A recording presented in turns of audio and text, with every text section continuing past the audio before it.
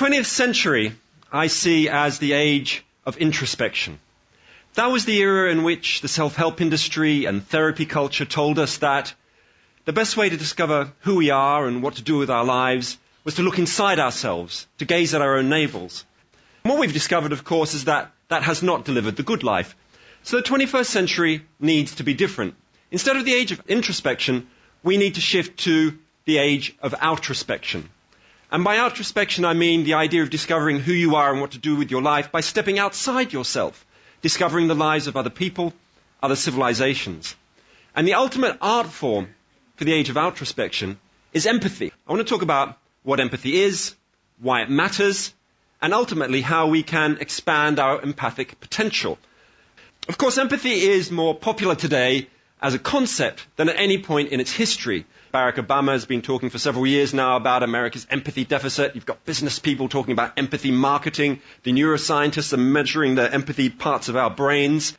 But I think what we need to do is focus more on two things. First, the way that empathy can be part of the art of living, a philosophy of life. Empathy isn't just something that expands your moral universe. Empathy is something that can make you a more creative thinker, improve your relationships, can create the human bonds that make life worth living.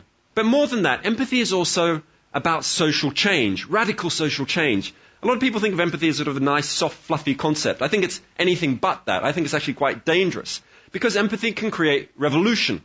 Not one of those old-fashioned revolutions of new states, policies, governments, laws, but something much more fiery and dangerous, which is a revolution of human relationships. Now, if you open a standard psychology textbook, you'll see two definitions of empathy. One of them is this: affective empathy. Empathy as a shared emotional response, a sort of mirrored response. So if you look at the face of this child in anguish and you too feel anguish, that's affective empathy. You're mirroring their emotions. The second kind you'll find when you open your psychology textbook is this: cognitive empathy, which is about perspective taking, about stepping into somebody else's world, almost like an actor looking through the eyes of their character. It's about understanding somebody else's worldview, their beliefs, the fears, the experiences that shape how they look at the world and how they look at themselves. We make assumptions about people. We have prejudices about people which block us from seeing their uniqueness, their individuality. We use labels. And highly empathic people get beyond that, or get beyond those labels by nurturing their curiosity about others. So how might we nurture our curiosity? Where can we find inspiration?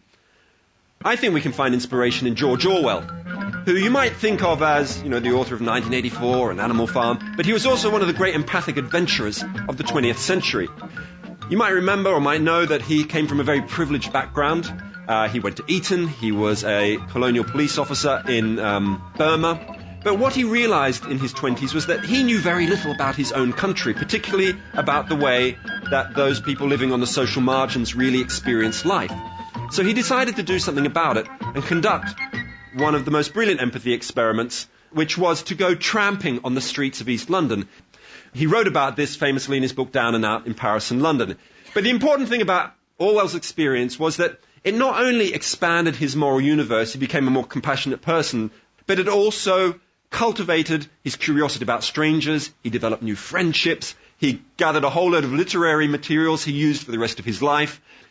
In a way, this empathy adventure, it made him good, but it was also good for him. Highly empathic people tend to be very sensitive listeners. They're very good at understanding what somebody else's needs are. There tend to be also people who, in conversations, share part of their own lives, make conversations two-way dialogues, make themselves vulnerable. Worth thinking about as well is to think about political conversations. It won't stop until we talk.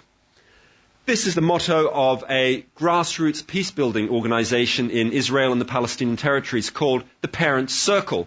What it does is bring together Palestinian and Israeli families who share something very special.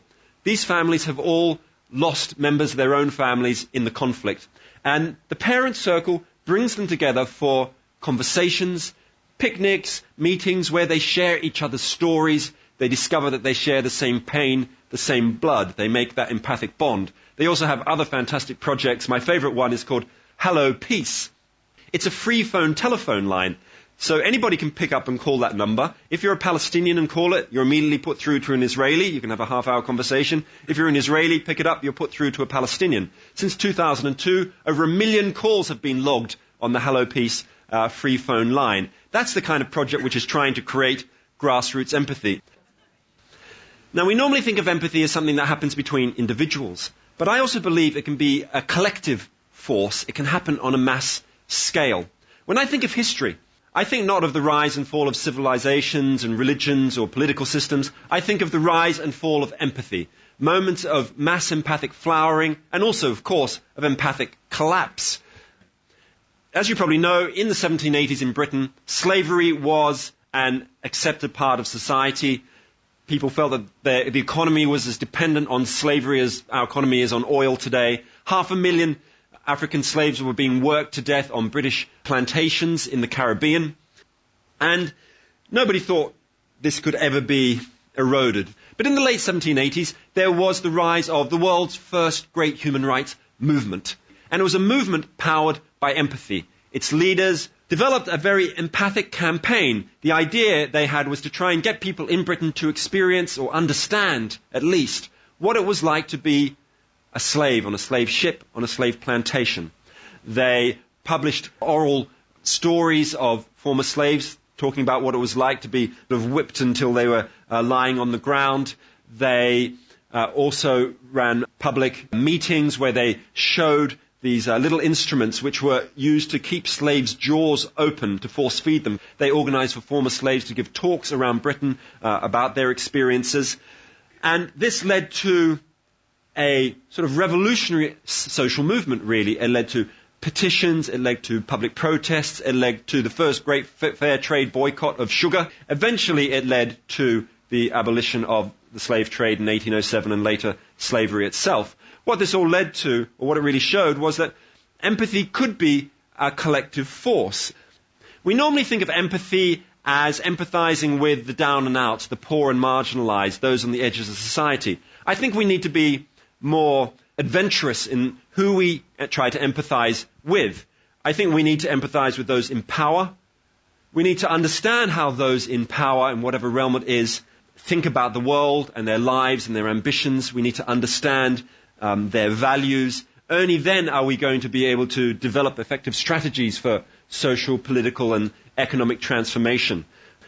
Equally, I think we need to apply our more ambitious thinking in policy realms, such as thinking about climate change. We all know there's a huge gap between what we know about climate change and the amount of action that people are taking, i.e. not very much. I think that gap is explained by empathy in two forms. I think there's an empathic gap in terms of we're not empathizing across space with people in developing countries like in India, people who are being hit by climate change-induced floods or droughts in Kenya.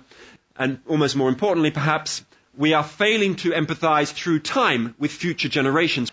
I think we need to learn to expand our empathic imaginations forwards through time as well as across space. How are we going to do it? I think we need new social institutions. We need, for example, empathy museums, a place which is not about dusty exhibits, like an old Victorian museum, but an experiential and conversational public space where you might walk in and in the first room there is a human library where you can borrow people for conversations. You walk into the next room and there are 20 sewing machines and there are former Vietnamese sweatshop workers there who will teach you how to make a t-shirt like the one you're probably wearing under sweatshop labor conditions, and you'll be paid 5 pence at the end of it. So you understand the labor behind the label. You may well go into the cafe and scan in your food and discover the working conditions of those who pick the coffee beans or the drink that you're drinking. You may see a video of them talking about their lives, trying to make a connection across space and into realms that you don't know about. I think we need to think about bringing empathy into our everyday lives in a very sort of habitual way. Socrates said that the way to live a wise and good life was to know thyself. And we've generally thought of that as being about being self-reflective, looking in at ourselves. It's been about introspection. But I think in the 21st century, we need to recognize that to know thyself is something that can also be achieved by stepping outside yourself, by discovering other people's lives. And I think empathy is the way to revolutionize our own philosophies of life, to become more introspective, and to create the revolution of human relationships that I think we so desperately need.